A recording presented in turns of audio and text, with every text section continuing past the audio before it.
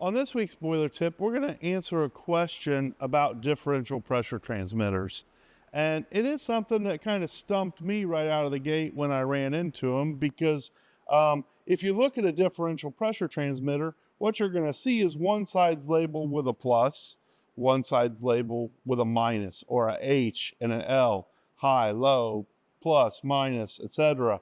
What I found was confusing though was that the plus or the high side, H, connected to the bottom of the vessel I was measuring the level in.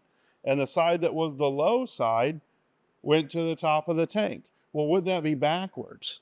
That's kind of what I thought. Well, it turns out it's not backwards. That's the typical arrangement. Now, don't get me wrong.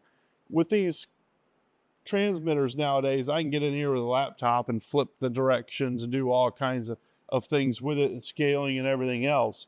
But the underlying principle is this. When the level goes up in the tank, the positive side, the level or pressure is increasing. And on a transmitter, we're putting that signal from the transmitter into a device, and we're going to indicate more process value with more pressure applied.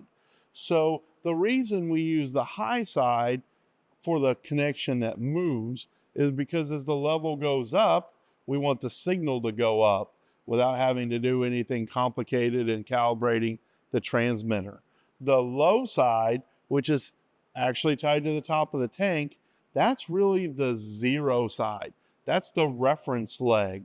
So when we fill that with water and we adjust the zero, we'll read zero on the transmitter if this is full and this side's empty. But when water enters the tank and that rises, being connected to the positive side will raise the output signal from the transmitter.